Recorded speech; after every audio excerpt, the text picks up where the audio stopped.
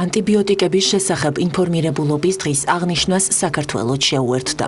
Ანტიბიოტიკებით თვითმკურნალობა ჯანმრთელობისთვის სახიფათოა. Ამ სლოგანით დაავადებათა კონტროლისა და საზოგადოებრივი ჯანმრთელობის ეროვნულ ცენტრში პრესკონფერენცია გაიმართა. დარგის სპეციალისტებმა ანტიბიოტიკებისადმი რეზისტენტობა და მასთან დაკავშირებული საფრთხეები განიხილეს.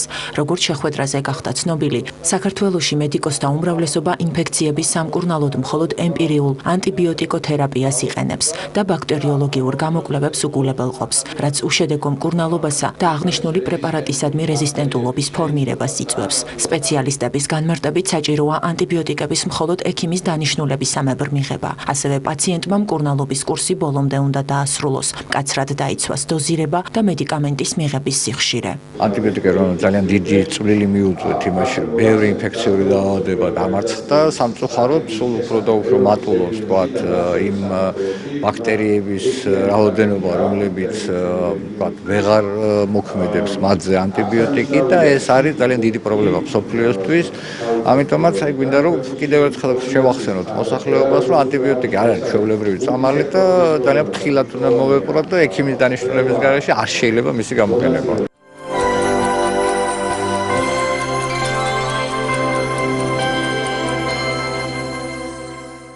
საქართველოს იუსტიციის სამინისტროს მოწვევით თბილისში იმყოფება არასრულწლოვანთა მართლმსაჯულების პოლიტიკის საკითხებში ჰოლანდიელი ექსპერტი იაპ დე ვაარდი. ვიზიტის ფარგლებში უცხოელი სპეციალისტი ქართულ მხარეს საკუთარ გამოცდილებას გაუზიარებს სისხლის სამართლის პოლიტიკის, არასრულწლოვანთა დანაშაულის პრევენციისა და კვლევის ანალიზის საკითხებზე. იაპ დე ვაარდის მონაწილეობით სასტუმრო რუმს ჰოტელში ორდღიანი სემინარი მიმდინარეობს. იუსტიციის სამინისტროს კოორდინირებით გრძელდება არასრულწლოვანთა დანაშაულის პრევენციის სამოქმედო გეგმაზე მუშაობა. დღეს ჩვენთან სტუმრად არის ჰოლანდიელი ექსპერტი ბატონი იაპ დე ვაარდი, რომელიც თავად ხელმძღვანელობდა არასრულწლოვანთა დანაშაულის პრევენციას ჰოლანდიაში ბოლო 30 წლის განმავლობაში. იმედი გვაქვს წარმატებულ გამოცდილებას ჩვენს გავიზიარებთ. დღეს ვისაუბრეთ იმის თაობაზე, თუ რა მეცნიერული და კვლევითი მასალა მოგვეპოვება არასრულწლოვანთა დანაშაულის სფეროში. ასევე ვიმსჯელეთ, თუ რა მექანიზმები არსებობს, რომ მოხდეს ამ დანაშაულისა და რეციდივის პრევენცია. მოხარული ვარ, რომ მომეცა საშუალება იუსტიციის სამინისტროსთან თანამშრომლობისა. იმედია ტრენინგი წარმატებული იქნება.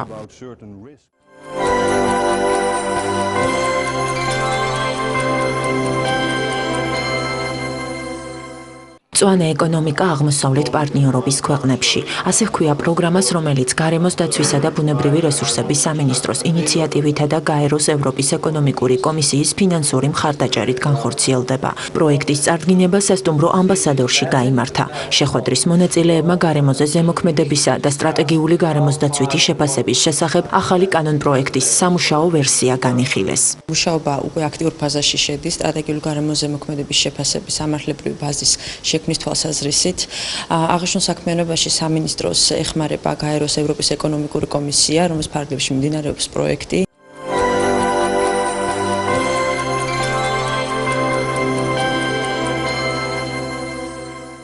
სოფლის მეურნეობის მინისტრი ოთარ დანელია გერმანელ ეკონომისტთა ჯგუფის ჯეტ საქართველოს ხელმძღვანელს შტეფან ფონ კრამონ ტრაუბადელის შეხვდა. ჯეტ საქართველო გერმანიის ეკონომიკისა და ენერგეტიკის ფედერალური სამინისტროს პროექტია, რომელიც 2014 წლის სექტემბერში შეიქმნა. მხარეების განმარტებით აღნიშნული ინიციატივის მიზანი საქართველოში ეკონომიკურ-პოლიტიკური რეფორმების პროცესისა და მდგრადი განვითარების ხელშეწყობაა. ჩვენ გვქონდა ძალიან საინტერესო შეხვედრა გერმანიის ეკონომიკური ჯგუფის წარმომადგენლებთან, სადაც განვიხილეთ არსებული საექსპორტო ბაზრები სოფლის მეურნეობის პროდუქციის, ასევე განვიხილეთ ის შესაძლებლობები, რაც გვევლინება, რომ არის ძალიან კარგი პოტენციალი ზოგადად ექსპორტის დივერსიფიკაციის თვალსაზრისით მოგეხსენებათ სოფლის მეურნეობა მუშაობს ყოველდღიურ რეჟიმში იმისთვის, რომ მოხდეს ბაზრების დივერსიფიცირება.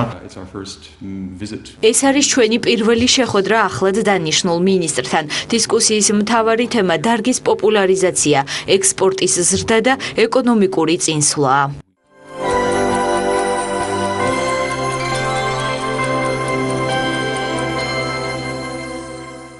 თიანეთი ზარიძეების ჟინვალის 13 კილომეტრიანი საავტომობილო გზის რეაბილიტაცია გრძელდება. მიმდინარე სამუშაოები რეგიონული განვითარებისა და ინფრასტრუქტურის მინისტრმა დავით შავლიაშვილმა ადგილობრივი ხელისუფლების წარმომადგენლებთან ერთად მოინახულა. მხარეების განცხადებით რეაბილიტაციის შედეგად აღნიშნულ მონაკვეთზე გადაადგილება 14 სოფლის 8000-მდე მაცხოვრებლისთვის, ასევე ქართველი და უცხოელი ვიზიტორებისთვის უსაფრთხო და კომფორტული გახდება. თიანეთის ზარიძეების ჟინვალის საავტომობილო გზა 80 წლებში აშენდა და მას შემდეგ რეაბილიტაცია არ ჩატარებია. 10 კილომეტრის გზის რეაბილიტაცია ამ მონაკვეთზე უკვე დასრულებულია და დამატებით 13 კილომეტრზე აქტიურად მიმდინარეობს სამუშაოები. ეს არის უმოკლესი გზა თიანეთის დამაკავშირებელი ცხეთა მთიანეთთან. ყველა ირდებოდა ამ გზით მოსვლასა და ეხლა ახლო არის ეკონომიურადაც ადვილი არის მათ მოსვლა და ყველანაირად ადვილი იქნება ყველაფერი. სოფლისთვისა და დამსვენებლისთვის.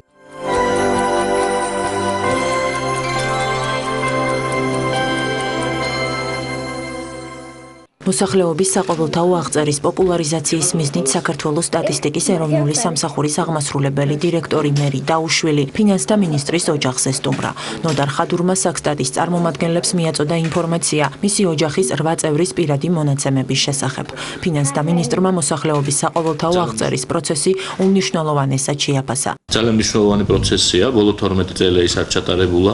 ძალიან ბევრი პასუხგაუცემელი კითხვაა, რომელზეც ჩვენ იმედი გვაქვს, რომ სწორედ ამ აღწერის მეშვეობით უკვე ბევრ ინფორმაციას დავაზუსტებთ, რაც უდაოდ დაგვეხმარება სოციალურ-ეკონომიკური პოლიტიკის ფორმირებაში. აღწერის პროცესმა ჩაიარა წარმატებულად, უკვე აღწერა დასასრულს უახლოვდება და თვლით, რომ ძალიან მნიშვნელოვანი პროცესია ქვეყნისთვის და ყველა მოქალაქეს, ვინც იყო ამაში ჩართული, უხდით მადლობას.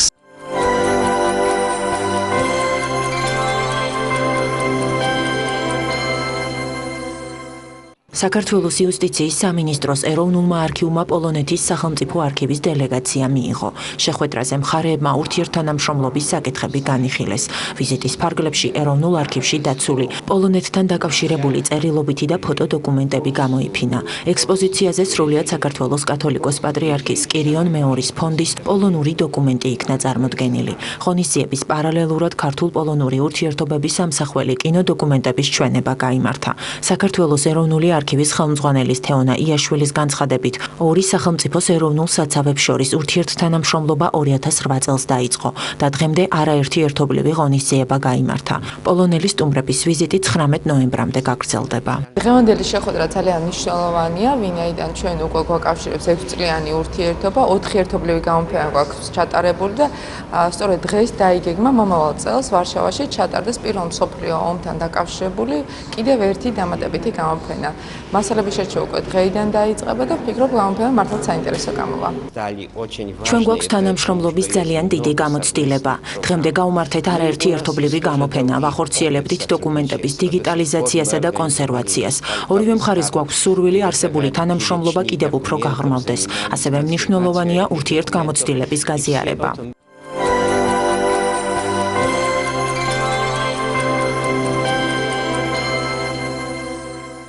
ქრისტიანული სოციალური ეთიკა.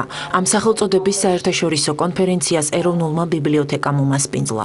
შეხვედრა, რომელიც საქართველოს საპატრიარქოს კონრად ადენაუერის ფონდისა და კათოლიკური ეკლესიის ერთობლივი ინიციატივით ჩატარდა, მიზნად ისახავს ქრისტიანული ეთიკის კონცეფციის ჩამოყალიბებას, განვითარების პერსპექტივებისა და სამოქმედო გეგმის შემუშავებას. შეხვედრაზე მხარეებმა ასევე განიხილეს ეკლესიების საქველმოქმედო საქმიანობა და მისი მნიშვნელობა გლობალურ სამყაროში. შეხვედრა როგორც რელიგიური, ასევე სოციალურ-პოლიტიკური პლატფორმის შექმნას ითვალისწინებს, რაც სამომავლოდ ქველმოქმედების იდეის სახალისებას შეუწყობს ხელს. ჩვენ განვიხილავთ სოციალური კეთილდღეობის მიღწევასთან დაკავშირებულ პრობლემებს, იმ როლს, რომელიც უნდა შეასრულოს ამ საქმეში სახელმწიფომ, ეკლესიამ, სამთავრობო, არასამთავრობო, საერთაშორისო ორგანიზაციებმა, ფონდებმა და ასე შემდეგ. ჩვენ, რა თქმა უნდა, ხაზი უნდა გავუსვათ წინ წამოვწიოთ როლი, მნიშვნელობა და არსებული მდგომარეობა მართლმადიდებელი ეკლესიისა, რომელიც წევს ასეთ სერიოზულ და დიდ საქმეს სოციალური მიმართულებით. ადამიანების სოციალური ყოფილთხოვებაზე ზრუნვა საზოგადოებრივ ეკლესიის ფუნქცია არის, ერთ-ერთი ფუნქცია არის ადამიანთა სულების ცხონებაზე ზრუნვასთან ერთად. კონრად ადენაუერის ფონდი უკვე რამდენიმე წელია მუშაობს საქართველოში და მრავალ პროექტს ახორციელებს. დღევანდელი შეხვედრაც ამის ნათელი მაგალითია. კონფერენცია, რომელიც ქრისტიანული სოციალური ეთიკის როლის გაზრდას ეხება, ძალიან მნიშვნელოვანია ქვეყნის განვითარებისთვის. აუცილებელია მოხდეს საკითხის სიღრმისეული შესწავლა, რომელიც ეკლესიისა და სახელმწიფოს ერთობლივ მუშაობას ითვალისწინებს.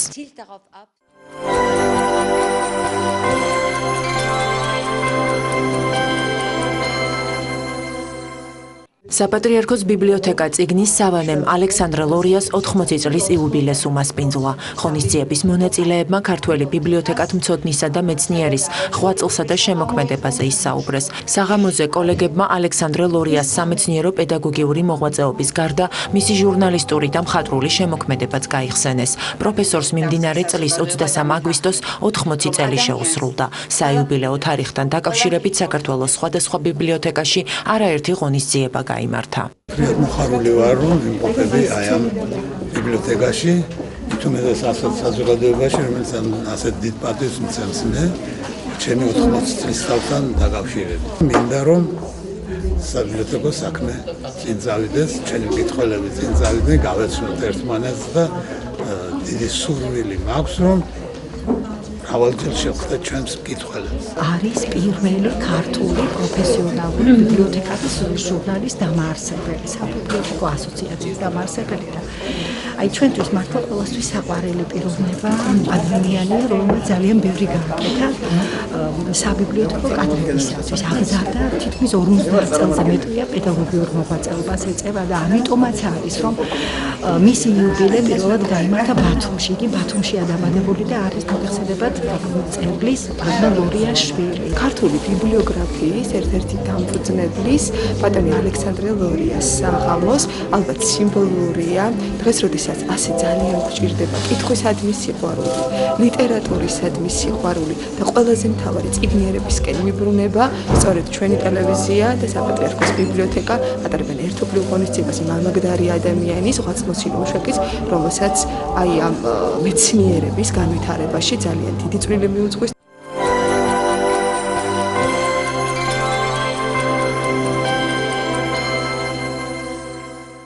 თბილისის დინამოს საბჭოთა კავშირის ჩემპიონობიდან ნახევარი საუკუნე გავიდა.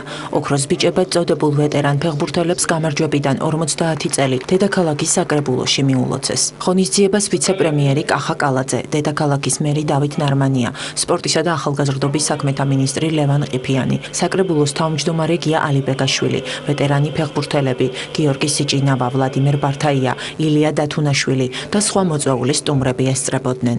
ღონისძიების ფარგლებში ფეხბურთელებსა და მათი გარდაცვლილი თანაგუნდელების ოჯახის წევრებს ადგილობრივი ხელისუფლების ინიციატივით სიმბოლური საჩუქრები გადაეცათ. 50 წელი შესრულდა, რა თქმა უნდა, იმ ოქროს ბიჭების გამარჯვების შემდეგ, მაგრამ ჩვენ ყველამ უნდა ვიცოდეთ, რომ ეს იყო ის თაობა, რომელმაც გამარჯვებას მონატრებულ ქართველ ერს ხალისი, წმენა და სიყვარული აღუდგინა ფეხბურთის და საერთოდ სპორტის მიმართ. ძალიან სასიამოვნო და მე ალბათ ჩვენი თაობა ალბათ ამას არასდროს არ დაივიწყებს, რომ დიდი სიხარული და დიდი პატივისცემა რო გამოხატა ჩვენმა ერმა და ჩვენმა სამშობლომ ჩვენს მიმართ.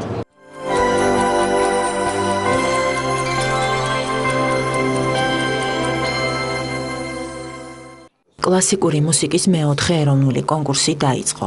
აღნიშნულ საკითხთან დაკავშირებით პრესკონფერენცია საინფორმაციო სააგენტო პირველში გაიმართა. კონკურსში სხვადასხვა რეგიონიდან ჩამოსული მოსწავლეები მიიღებენ მონაწილეობას. ფესტივალის ფარგლებში კონცერტები და მასტერკლასები მოეწყობა. ღონისძიების ორგანიზატორების განცხადებით მონაწილეებს სპეციალურად მუსიკალური კონკურსისთვის მსოფლიოს სხვადასხვა ქვეყნიდან მოწვეული ჟიურის წევრები შეაფასებენ. კონკურსი ხელოვნების აკადემიის ორგანიზებით იმართება. ძალიან მოხარული ვარ, რომ საკმაოდ ბევრი და კარგი ბავშვი მონაწილეობს საქართველოს თითქმის ყველა რეგიონიდან და ჩამოვიდნენ ჩვენთან ძალიან სასიამოვნო მუსიკოსები და ქართველი მუსიკოსებიც, რომლებიც დაამშვენებენ ჟიურის. ეროვნული კონკურსი ძალიან სასარგებლოა ბავშვებისათვის და მასწავლებლებისათვის, ჩვენ რეგიონიდან გახლავართ სენაკიდან და აი დიდი სიხარულით ველოდებით ამ დროს. ძალიან დიდ საქმეს აკეთებს ბატონი ვალერიან შიუკაშვილი, რომ კრიბავს ამ ბავშვებს და მერე აქედან ამოარჩევს საუკეთესო ბავშვებს და მათ უკეთებს რაც შეუძლია ყველაფერს. ამ კონკურსში მე მეორეჯერ მივიღე მონაწილეობა. ვალერიან შიუკაშვილმა ძალიან ბევრი მასტერკლასები ჩამიტარა და ძალიან კმაყოფილი ვარ ამით. და ბევრი გამოცდილება მომცა. მუსიკალური ფესტივალი ერთი კვირის განმავლობაში საპატრიარქოს ტელევიზია ერთსულოვნების დარბაზში გაიმართება და 24 ნოემბერს კონსერვატორიის მცირე დარბაზში გალა კონცერტით დაიხურება.